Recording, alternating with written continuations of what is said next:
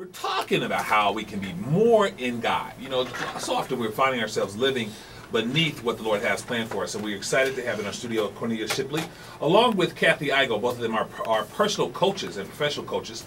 And they're helping people, helping all of us figure out how to do this thing called life better. Well, you all, I know that oftentimes people are in jobs that they hate, not making enough money, and they have gifts and talents that are untapped. Cornelia Shipley, what can you do how do you figure out what you can do and if you can make money off of it? Well, when clients come to me, I start by getting clear about what it is that they like to do. Okay. What are the things that they dreamed about as children, and what are the things that they saw possible for their lives at that youthful, wide-eyed state.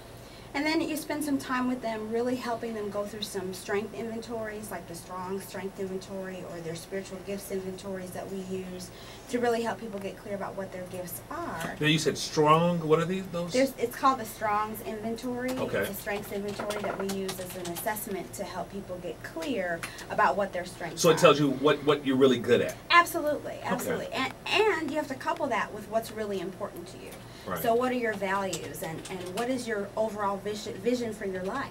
Right, and the spiritual gifts are really critical. Absolutely. Because those enhance the natural sorts of things, right? And in some cases, they cross over. Like the gift of administration is one that you can use in daily life as an administrator for a company or, right. As the general manager for a company. So right. really getting clear not only about what your gifts are, but then how do you want to use them?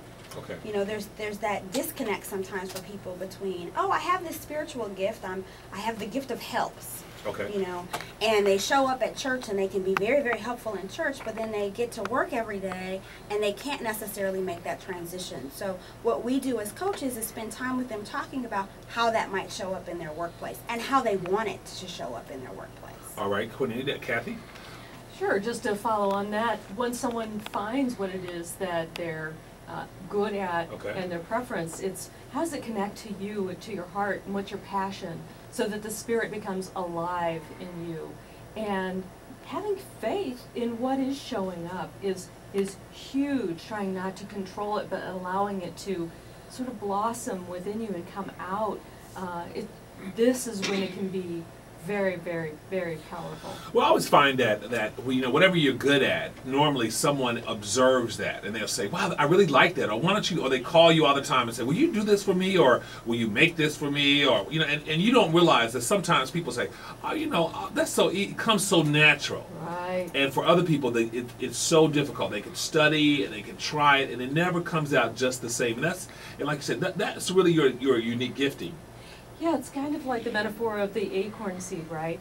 I mean, an acorn is fated to be an oak tree, but we don't know really how that's going to come about. It has to be nurtured in order for it to really blossom into the oak tree that it's intended to be.